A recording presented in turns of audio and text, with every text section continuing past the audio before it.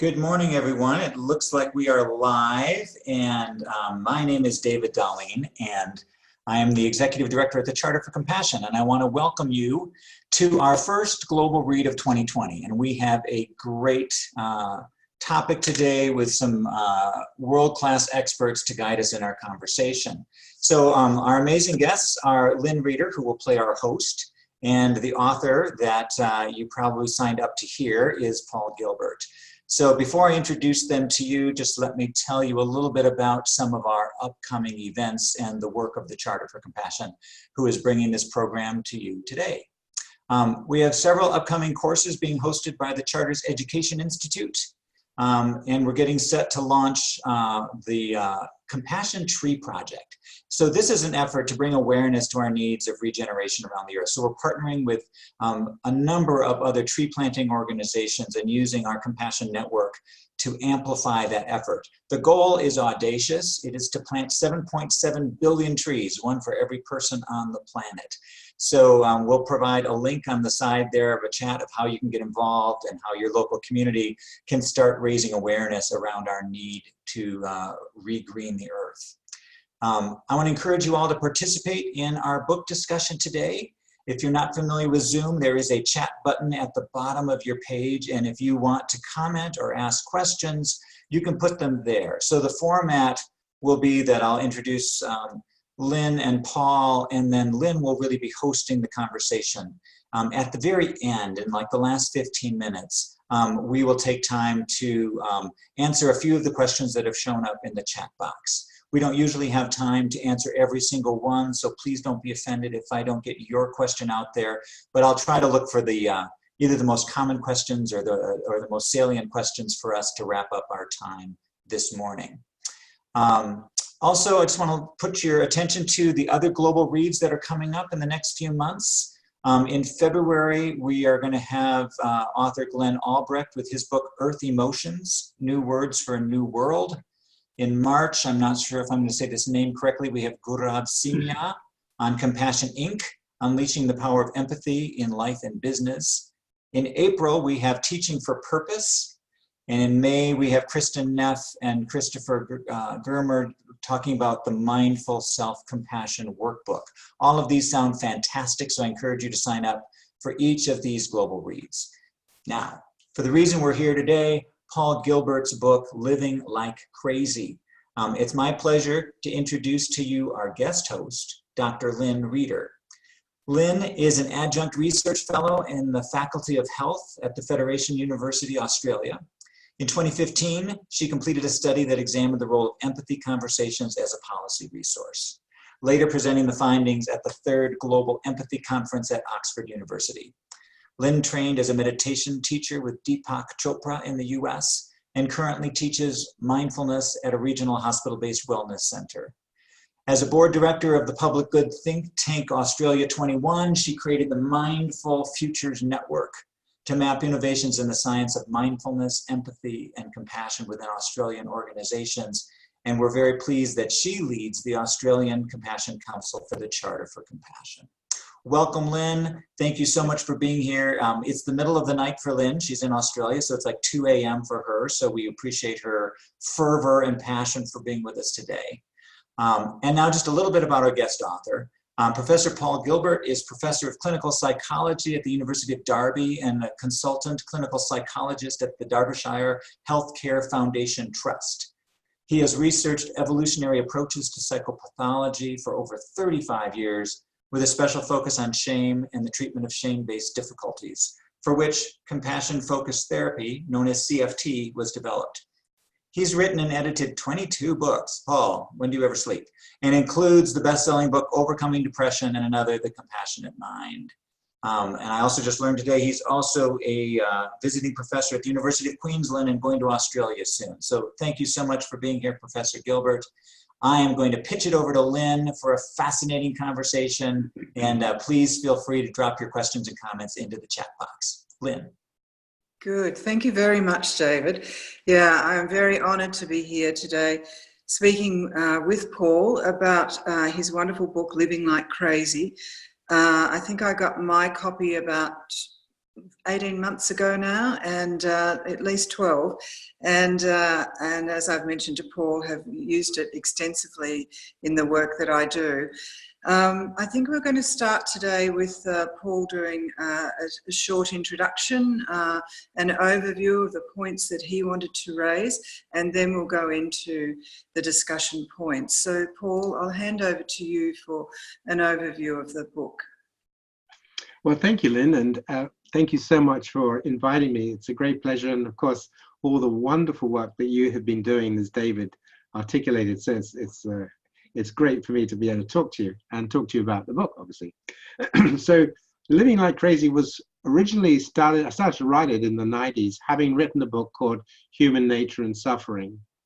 And this was very much about the way in which humans have evolved such that there are systems in our brain that can orientate us to quite a bit of suffering, both depression, anxiety, but also becoming quite aggressive to each other. So what happened during the 90s was beginning to recognize that actually the way humans are is very much related to their context. So if we look back at hunter-gatherer societies, for example, go back 12,000 years or earlier, a lot of the evidence is that we were pretty peaceful loving. We were into caring and sharing because our environments depended upon that. And we are a highly social species. We're highly regulated through the relationships we have with others. So when we're experiencing caring and sharing relationships, this is good for our immune systems, it's good for our cardiovascular system, it has a good impact on our brain development, frontal cortex, and so forth. So that was basically the human context of caring and sharing. And then we know what happened around the time of agriculture is that agriculture began to produce stable groups rather than moving groups, and also resources increased. And as resources increased, the ability to gain and hold and control those resources started to have payoffs. And that led to the rise of the aggressive male. And you can think back through thousands of years of human civilization which emerged from agriculture, and you can see that they're all hierarchical, mostly male dominated, pretty aggressive, and where the lower ranks or the poor of society always do badly. Their lives are pretty miserable and awful. And actually humans have turned into one of the most nasty, horrible species that have ever walked this world. And that's the history of slavery, for example, the history of our wars, the Roman games, the Holocaust. I mean, you can go on and on and on, our torture chambers and so on. So we have to understand what has happened to us. Why have we become this horrific, nasty species that now populates the world? And the reason is because we are basically mad. We're basically living like crazy. We have been growing in environments that we're absolutely not suited for. Sure, we love our comforts, we love our medicines, and so on, but socially, we have created this horrendous competitive way of living, which is also very much produces these group conflicts and tribalism and so forth. So the way in which we are living at the moment tends to bring out the worst in us, not the best in us. And that creates really quite important challenges for people like me as psychologists of thinking about how can we create the conditions such that our minds and bodies work at their best. And we know that those conditions are where people feel safe, when they feel valued, when they feel they can make a contribution, they have something useful to contribute, when they're not under competitive pressure, and where they can care and share. How do we create those cultures? How do we create those politics? Those questions are still to be answered. We don't know, but now, increasingly now, people are beginning to recognize that we have a mind that's not very well suited for this cut and thrust of competitive life that we've got, where the dominant elite really control the game. Like we was talking earlier, dominant elite control things like, are they taking an interest in climate change, or are they making loads of money from fossil fuels? All of this stuff, the way the dominant elite really control the structure of society, we don't know how to address that. And certainly, as you know, in the last few years, we've actually been moving more to the right than we have to more egalitarian societies. So these are challenges, and that's partly what the book is about. Yes, yeah. Oh, and you go into a lot of detail into each of those areas in every chapter. So I just, as I mentioned, have really valued this book significantly, because in the work that I do with the Charter in Australia is that we're looking to see in cities, how do we support that what we call the social infrastructure of our cities, and support people in feeling cared and nurtured for. Because as you say, we know that when that happens, we connect with each other and ourselves in a much healthier way. And at a time when a lot of governments are concerned with the key social indicators, and how in fact they're not getting better, they're actually getting worse. Suicide levels, homelessness levels, inequality, all those things are actually going in the wrong direction. So I'm finding that people are actually looking for this work, Paul. So I'm very grateful that you have written this book, because it gives us a structure and a framework to be able to tackle these issues. So I was going to start with the distinction you make between kindness and compassion, because you say that unlike kindness, compassion responds to the dark side of ourselves, and that our insecurity to the suffering of others is part of that dark side.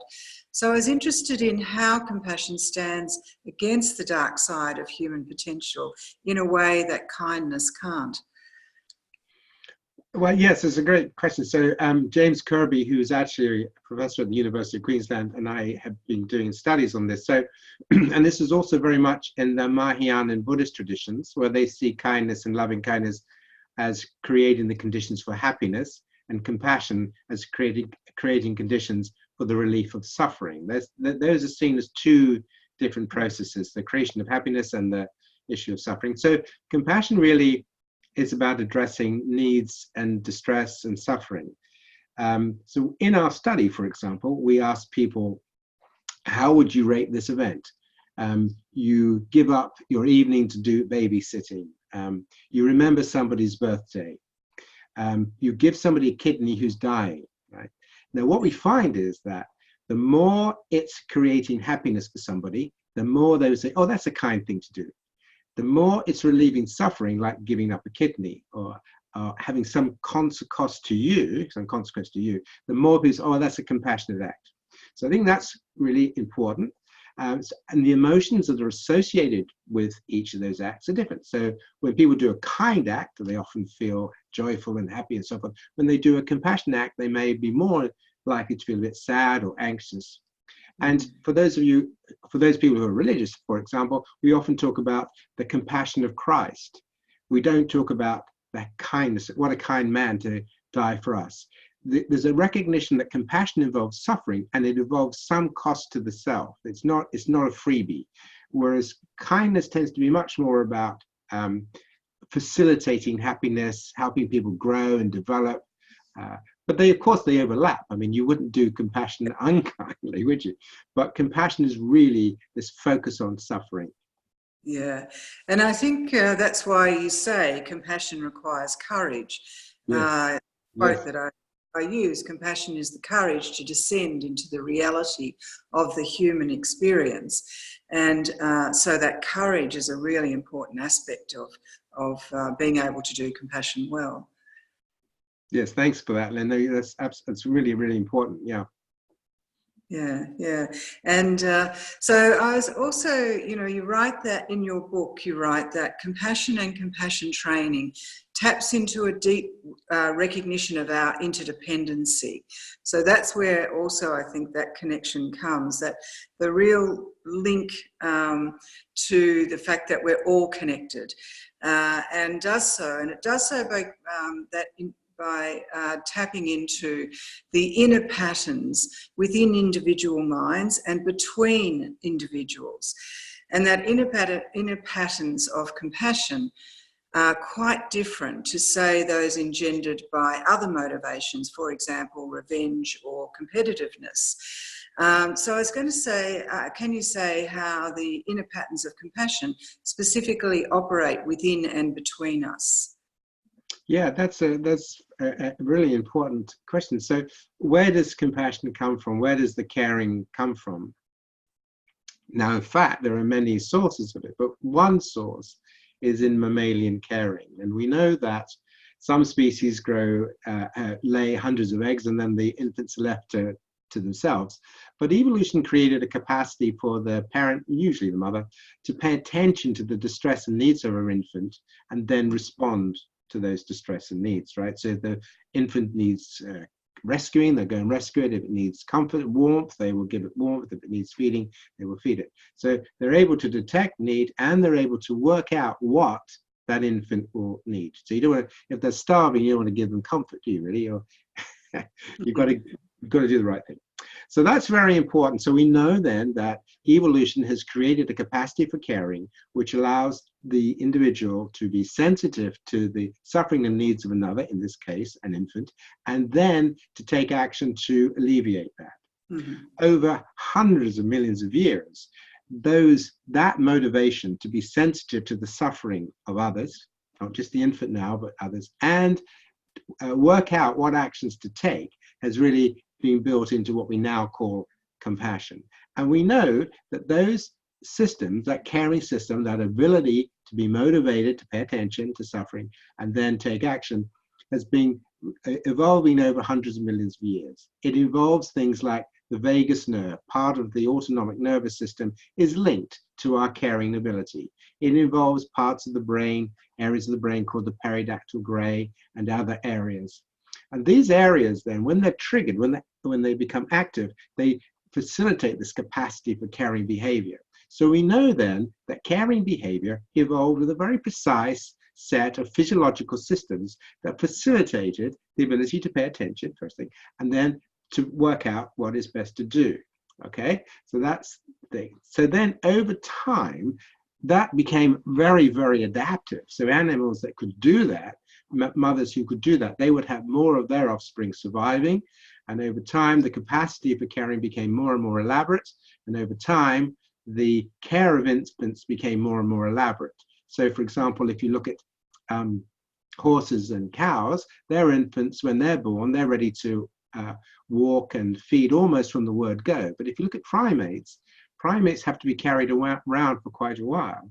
And humans have the most long dependency on the care of the mother. So this need to be cared for has gradually been expanding over time through the primate line, and certainly in humans. And the reason for that is because we have an enormous range of physiological systems now, which evolution has laid down in us, which are very, very responsive to the care that we receive. We now know that the care we receive as children, particularly, even influences how our genes get turned on and off. In other words, children who grow up in abusive or highly threatening environments, they have a different genetic profile than those children who grow up in caring and loving environments. So over evolutionary time, caring, what we do with each other, the signals we send to each other, the issue of how we support and help each other has huge impacts because we're biologically designed for that. On the other side, threat, fear, they all stimulate very different biological systems, and they orientate us to pay attention to think and plan behaviors which are quite different to those of caring.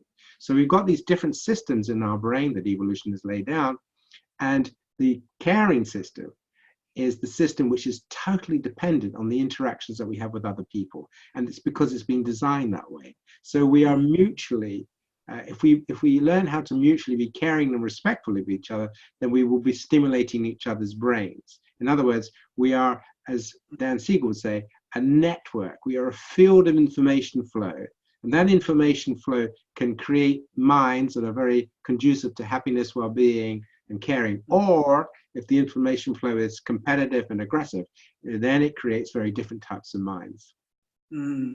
Yes, and this is a challenge, isn't it, for our cities and the way our cities are operating and us within them.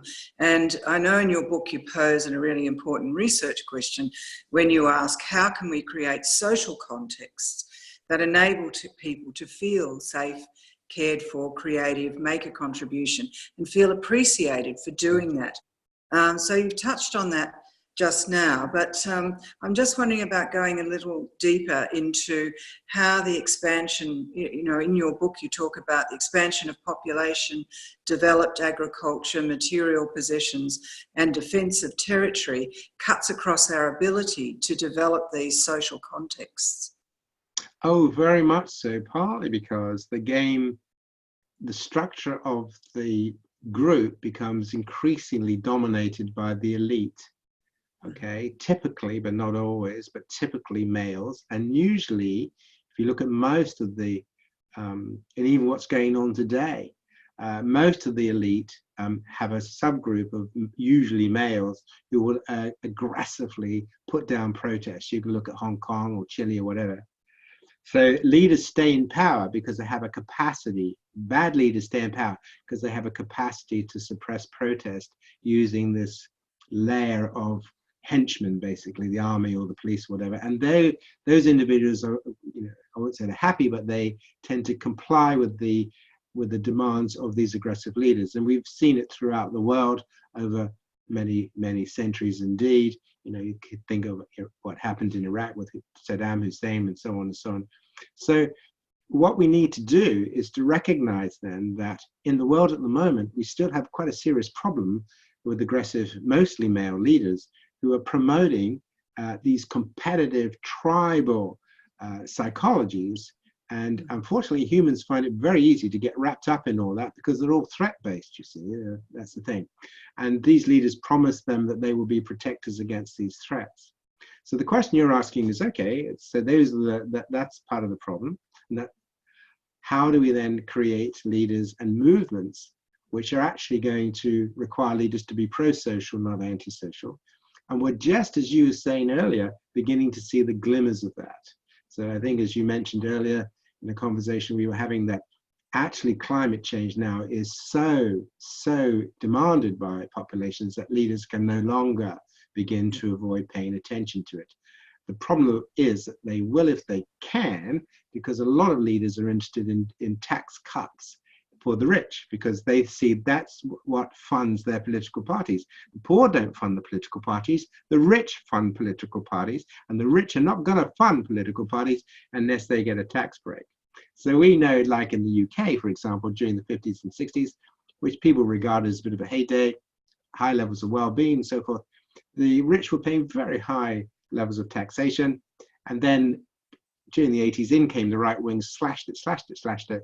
And since that time, the rich have got richer, and the gap between the rich and poor have got is now huge. So, there's so many themes about how do you create an equal society, how do you use your tax system to create an equal society, how do you have distribution of resources, how do you create opportunities for people to make a contribution, particularly in a world where we're moving towards artificial intelligence and automation.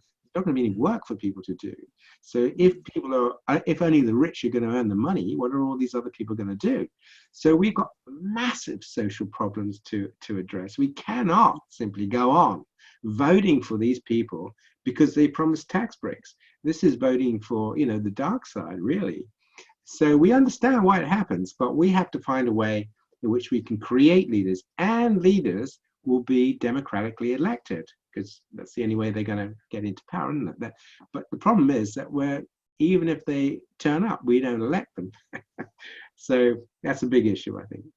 Yes, yeah. And so, you know, because you're talking about the ability to create these social contexts, so what is the imperative for people, you know, to do that when it's not in their interest? And I'll finish on that question a little bit later, but your book also explores why compassion is often so hard for us, because if we can see, you know, that sort of suffering that's happening when we have high levels of inequality, high levels of homelessness, high levels of suicide, when we can see the damage that that's doing, why is it so hard for us to be compassionate to each other?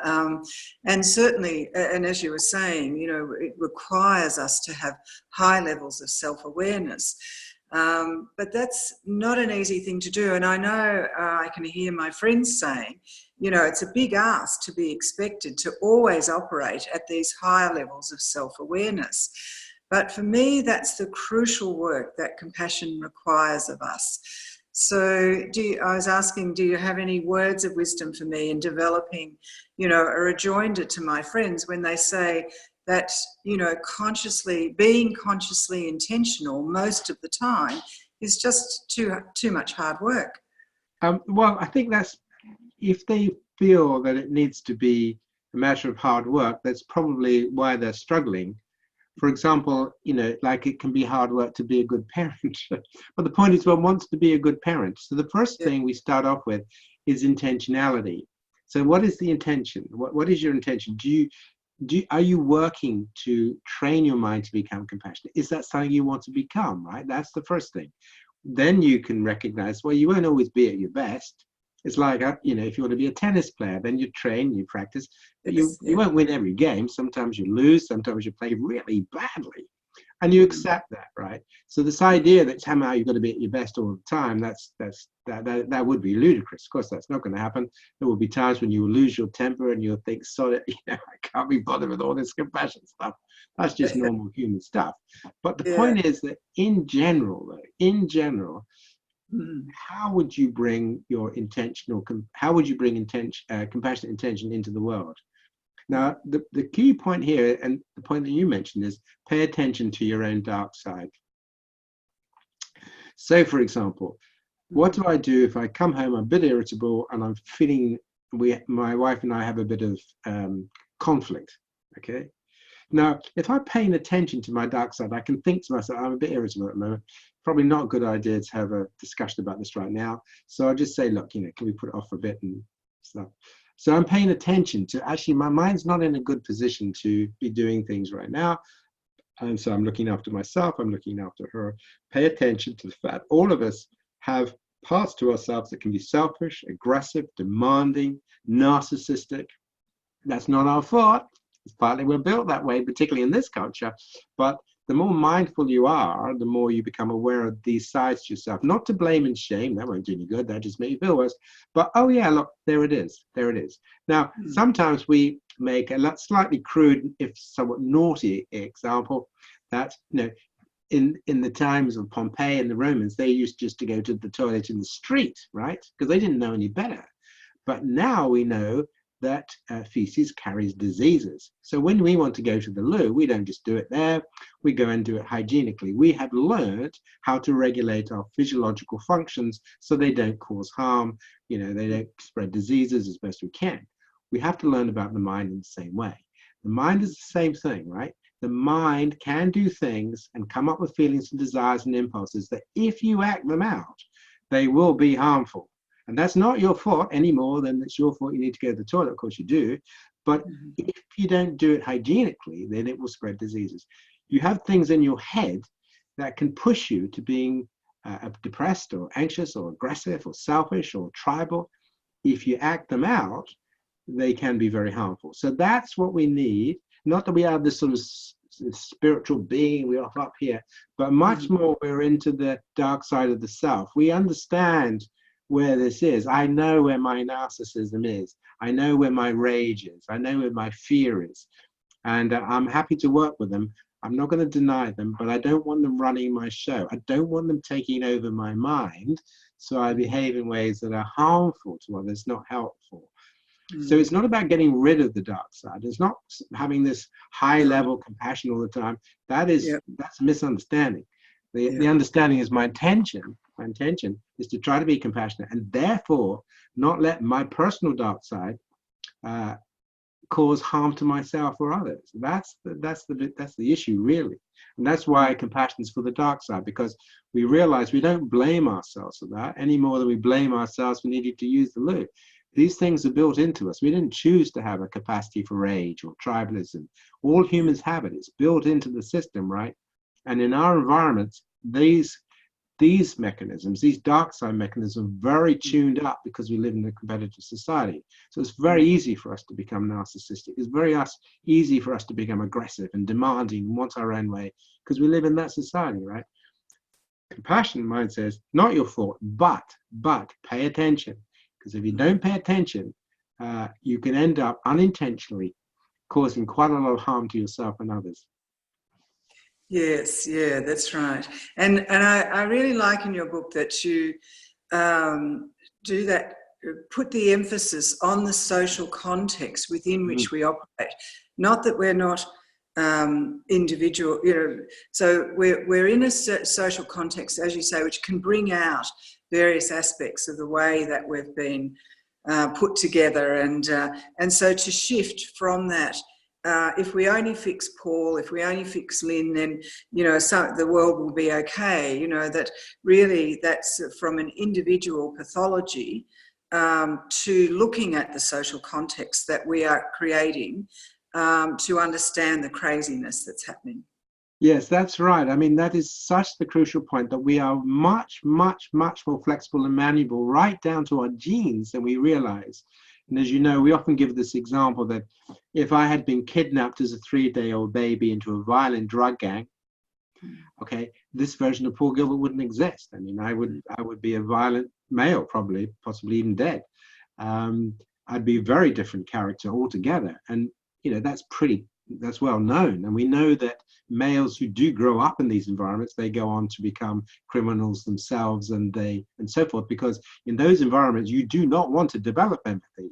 You don't need much of a frontal cortex. You do not want to develop an interest in compassion. It's no use to you. What's useful to you is to be able to defend yourself and to aggress against others. So those are the mechanisms, those are the strategies that environment will be developing within you. And you wouldn't have chosen that. I mean, I wouldn't choose to be kidnapped as a 3-day-old baby into a violent drug gang. I wouldn't have chosen to become that version of Paul Gilbert. And if that version of Paul Gilbert met this version of Paul Gilbert, they wouldn't even like each other. So within us, then, we have to also recognize that there are multiple versions. And there are versions that can certainly be like angels, if you want, but there are also versions that can be quite demonic, can get up to mischief, because of the culture in which that biological form, in other words, me or whoever, has grown. And the reason for this is because our brains, our minds, our genes are highly susceptible to the social context in which it's growing. And that's because we're a highly adaptive species. So the point that you're making is absolutely crucial, that if we're going to reduce rates of aggressive behavior, if we're going to become more pro-social, we need to also at the same time create the environments that feed that part of us, because we have a fantastically compassionate part of us, but we have to feed it. It's not going to just be there by itself. That's right. Yeah, and so that's why you also cover the political challenges facing us today in your book, saying that we need leaders that are prepared to invest in the infrastructures of a caring society. But as you were saying also before, when those leaders have benefited from the system that exists, so they're the educated, often wealthy sectors of society, and have actually benefited from capitalism and male privilege.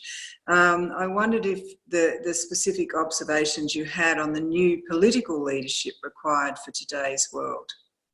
Well, it's a brilliant question, because I think the answer is, we don't really know. I mean, you had one of I think he was a lead singer in the Midnight Oils. Yes, Garrett, Peter Garrett. Yeah, had a very strong ecological, but he struggled, as I understand it, from what friends say. Sure. So I think part of the problem is, it is the individuals. You can think about the individual, but I wouldn't think about individuals. I would think about it in terms of systems, right? Yep. So in the UK, the political system is such that it creates the very context we don't want. So we have two parties that then slug it out. Mm-hmm. They're set up as oppositions. They're called the opposition, right? And then they have to fight with each other. And the media are very interested in stimulating the arguments between them so they can soak up the blood on the carpet, basically. That's what they make their money out of. And so politics has now become, how can we make the other side look bad? So the whole process of political argument has now become completely encased in this threat, counter-threat.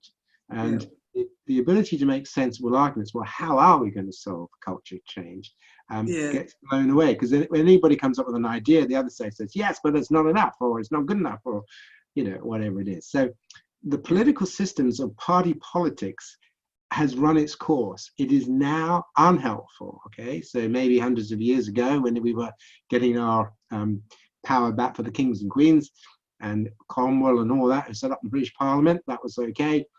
But not now. It's really not helpful at all. Even the nature of the chambers where they face each other and they have to have these fighting arguments. If you're brought up in a culture where you have constantly got to stimulate an argument to make the other person look bad, this is not the politics that we need in order for us to progress. The politics we need is where people come together.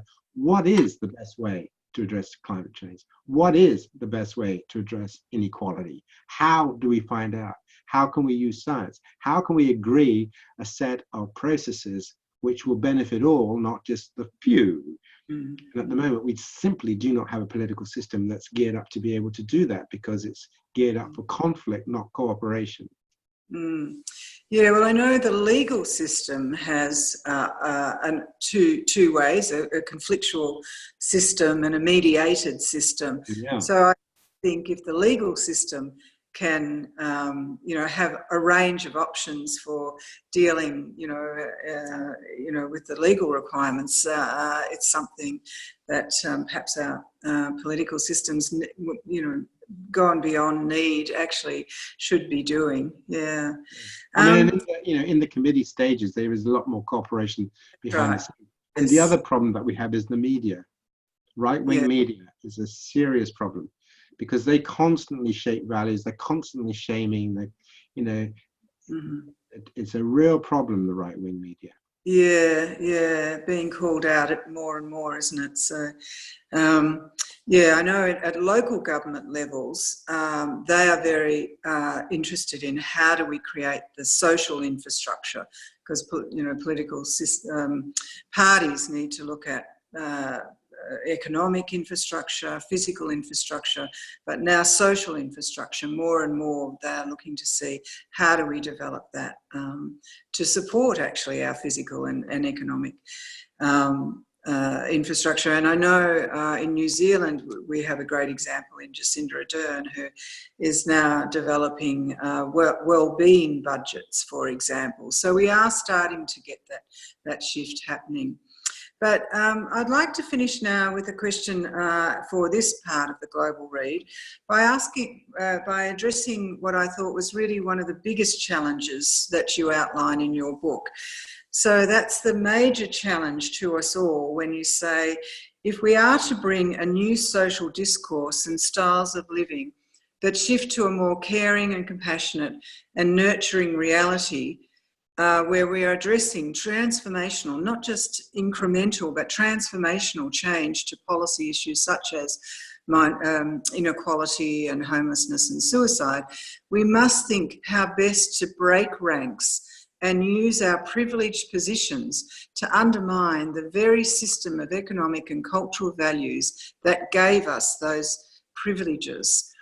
And that's really not easy. So immediately can switch on that lack of, not enough to go around emotions. So I was wanting your thoughts on how we begin to make steps in handling those initial threat-based emotions before we even get to how do we disrupt the system of privilege that, that we benefit from. Okay, so yeah, that's fantastic, really. I mean, that's the thing. So now we've got a couple of things here which are really very exciting, and Charter for Compassion has been involved in that. If you think about how I was educated, the way I was educated was for the competitive system. Everything was about, getting a good A-levels, getting a good degree, getting a good job, getting the most money, getting a good career. Everything was about me getting more. At no point did I have any education or guidance on mindfulness, compassion, moral training, nothing, absolutely nothing. So my generation had no idea about what was happening. We just lived this, let's have more, do more, and so forth. There is now a movement within the schools to begin to help children become more mindful, to help them understand what it means to be a human being, to help them become more compassionate. We've been part of a compassion training program in schools. We got £100,000 from the Reed Foundation, which was fantastic. And and the mindfulness people as well have been developing this. So that's one a lovely sign, I think, of actually, let's start with the children, because my generation, we were educated to compete to to be tough. It was all about being tough. I was went to boarding school. It was always about, are you tough? Are you competitive? Are you up to it, right? But now children are being educated to be more focused on compassion, but it's only a little bit. Because we know that in the young, particularly sort of, the 20s to 30, 40s age groups, they become quite perfectionistic because they've also been streamed, graded, and are you going to pass the exams and get the job and so on. So there is a movement towards more compassion training in schools. That's the first thing. The second thing really is beginning for all of us to think about what kind of world do we want to leave our children and our grandchildren? Not just what kind of world do I want to live in, but what kind of world do we want to leave our grandchildren? And how do we form, and this is why I think the Charter for Compassion is so brilliant, how do we form organizations that we can belong to? Because you can't do it by yourself. Are there organizations that we can belong to? We can make a contribution. I want to make a contribution to this way of bringing a change of values into the world. And again, the Charter for Compassion is new. I mean, I think, 5 years, 10 years maybe. So these are organizations that are just beginning to develop, and people are beginning to think about how they can identify with compassion organizations, how they can identify with compassion political movements, how they can identify with the climate change movements, or whatever it is. But people need something they can identify, feel part of, that they can contribute, have a sense of shared values. So you can't change tribalism that easily, but you can change the values the tribe pursues. And that's the issue. If we could get a tribalism where we formed a tribe where we were all communicating about how to best create a more compassionate society, then we would do that. There's no answers on the shelf. We don't know. We're in new territory. We have a brain that's designed to be compassionate to 100 people, maybe, people that we would know from the day that we live to the day that we die. Our brains weren't designed to be compassionate to strangers, okay? We're designed for in-group living. So we're having to work out, so how do you take this hunter-gatherer brain, which can be fantastic, caring and sharing, and put it into an environment of billions of people, all fighting over resources and different political movements, different countries, different religions, different this, different that. How do you take that brain and make it function well in that environment? These are really fascinating questions that we don't know the answers to, but at least people are beginning to understand these are the questions we need to find answers to. This is the research. How do you facilitate this this compassion orientation, rather than, as we've done over the last years, this competitive orientation? How do we move people into an interest in being caring, an interest in creating the caring environment, an interest in having caring politics? And it's not all about me first, which it was in the 80s and 90s and 2000s, I'm afraid. Yes, yeah. Oh, thank you, Paul. That's been wonderful. I'll just check now with David to see if there are any questions that have come in online.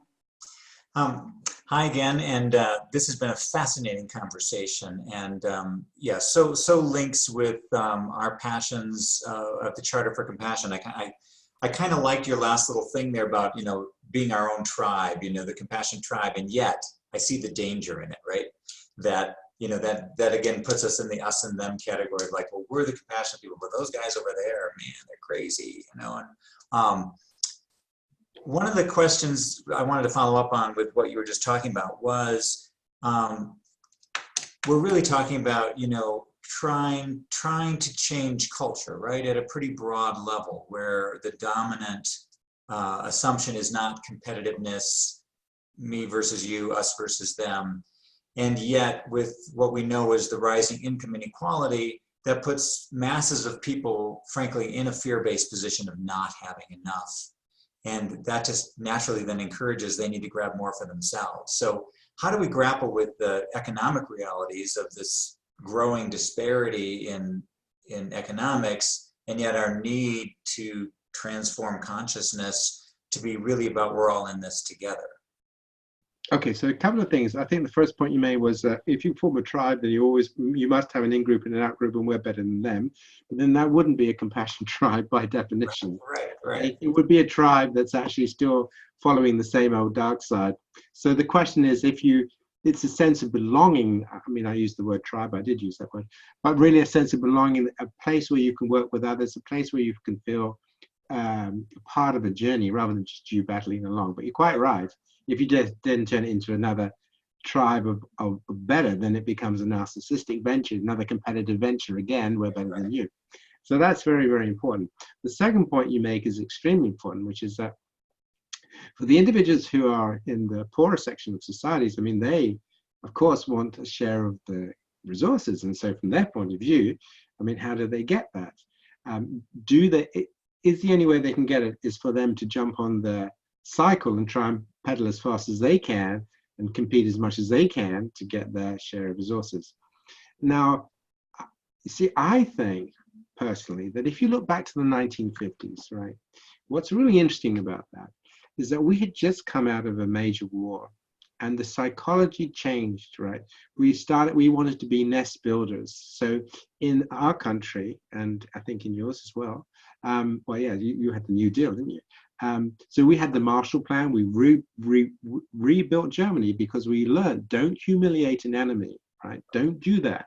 We tried that once. Your enemy will become your friend. Massive lesson, right? You think of the places around the world where that lesson has not been learned. There are many places where people constantly humiliate the enemy and create. So we know what to do. It's not that we don't, right? Think about the change of resources. You had the New Deal. We had the building up of a health service, the building of universities, the building of new schools. We had no money. We just fought a war. But the politics was, let's create a better world. Let's nest build. Let's build this country. Let's create.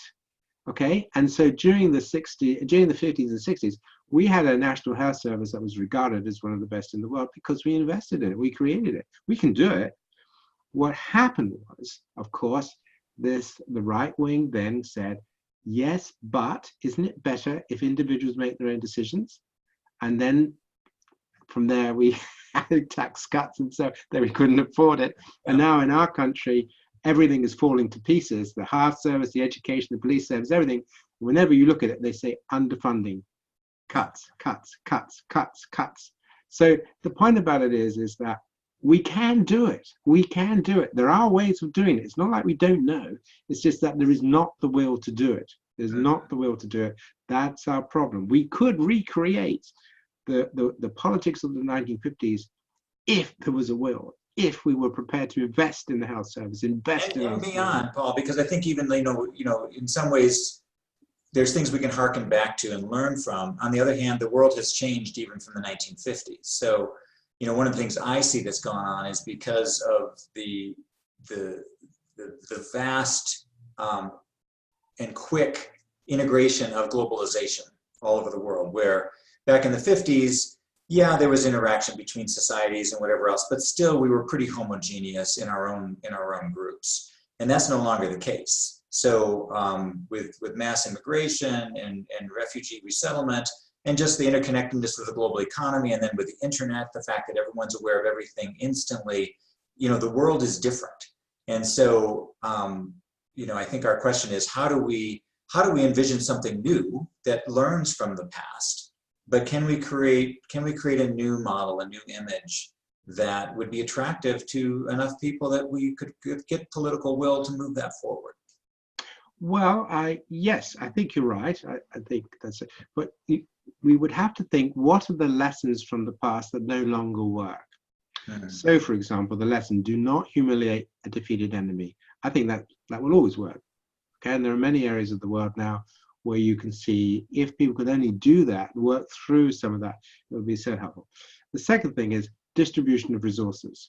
Now, we may find new ways to do distribution of resources. It may be through a tax system, it may be through other systems, but distribution of resources is a must. There's no other way in which we're going to create equality and facilitate better healthcare, better education, unless we distribute resources. I mean, after all, trillions of hours of human work are taking place in the world every day. Every day, trillions of hours or billions of hours, however many it is, humans are constantly working to create wealth and so on and so on. Where is all that effort going? You know, so it's not like we're all, sitting around on our haunches sleeping. Humans are working very hard throughout the world. The problem is it's not actually being put into areas which would create the common good. Mm-hmm. So I think those sorts of lessons are very important. Now, the other point that you say is very, very important, which is that we're becoming multicultural, and that is more of a challenge because humans tend to be quite tribal. So we need to work with how do we create the desire to be not only egalitarian to our own group, but also other groups that are a little bit more different to us. And that is an interesting challenge. I don't have the answer to it, but that is an interesting challenge. And I like your idea of, rather than denying, some of those, that's not even necessarily a dark side, but some of the parts that are ingrained in us, right? Yeah. That rather than pretending they're not there, and I'm such a highly evolved person that never even bothers me, is I like your idea of hygienic. How do we hygienically deal with some of the darker sides of culture and personality? Because they are there. I mean, the reality is, I can be very gracious and welcome someone in my home until I don't have enough for my own family. Then it's harder to be gracious, right? So it goes back to that piece of how can we be aware of that and not get into that fear-based lack of space. I think that's a brilliant question, because actually all the evidence is that poor people tend to be more generous than rich people. And in fact, we now know that the richer you become, the more you become focused on control and holding. The more you have, the more you want. So there is obviously if you're abjectly poor, then that's not so good. But we know that actually increasing material resources are not necessarily associated with happiness. We know that increasing material resources do not necessarily increase compassion orientation. They make you more anxious about losing your privilege and losing what you've got. So it's a great point you make this, because if that were true, if as you became more wealthy, you became more generous, I think we wouldn't have a problem. Well, right. No, and I agree with you. That's a false assumption, because I've worked alongside many, many poor communities that consistently demonstrate, great community, great generosity, great caring in their communities that certainly put to shame, upper middle class and upper class societies, and communities where people don't even know who their neighbors are, much less are there to help them. Absolutely, absolutely. So we're just about out of time. Lynn, do you have a follow-up last question you'd like to place to Paul? Yeah, thanks. Well, Paul, I first came across your work at the Science of Compassion conference held at Stanford in 2014. And there you're talking about the work that you're doing in compassion-focused therapy and how that is, we know is a new psychology. It's one of the only new psychologies that have been developed in recent times. So I was wondering about if you could just finish by talking about how did you come to create compassion-focused therapy?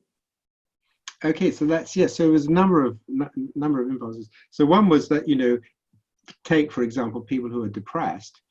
If you're doing cognitive therapy with them, you help to identify some of the thoughts that they might have, like I'm a failure, I'm no good, I can't achieve anything, nobody really cares about me.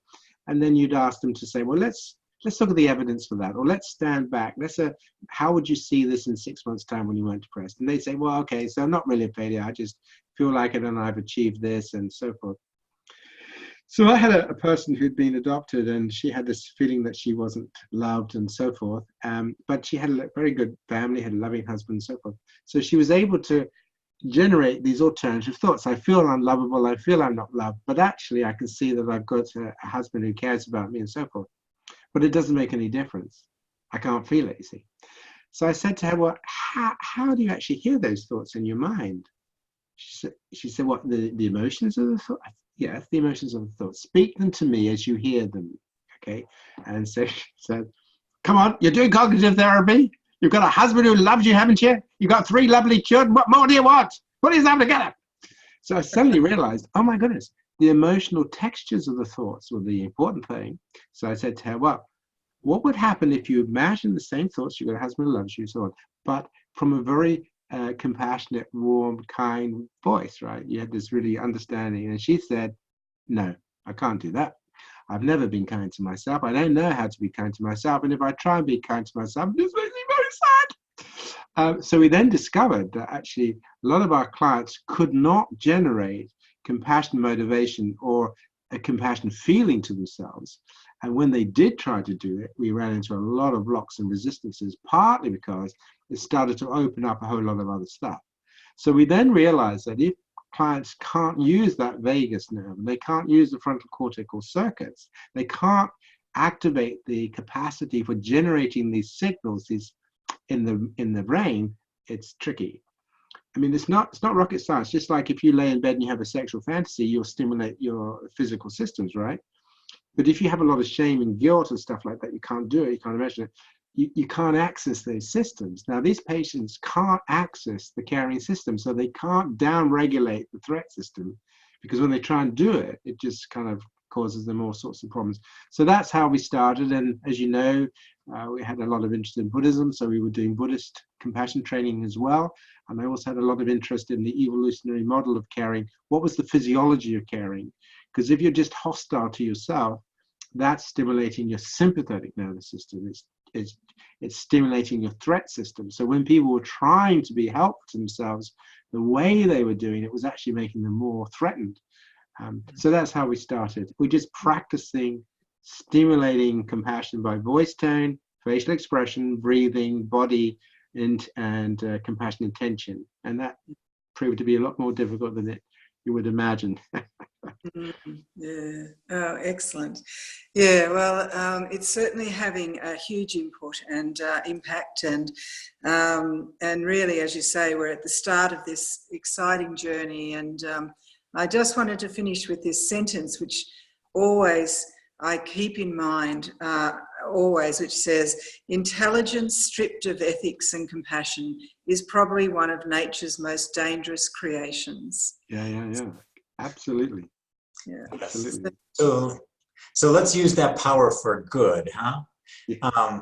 On behalf of the community here, I want to thank you both. This has been a energizing, interesting, provocative conversation. I encourage everyone that's listening to get Paul's books and study this more deeply. And also, if you're not already a member of the Charter for Compassion, to join us. And we are this community of people coming together around the globe to try to create this kind of transformation that Paul and Lynne have been talking about today. So thank you, both of you, for participating with us today. This has been wonderful, and we appreciate your gift of your time and your knowledge and just your presence with us today. So thank you very much. And whether you're going to bed now or just getting started in your day, have a good night, have a good afternoon, have a good morning. Thank you very much. Thank you, David.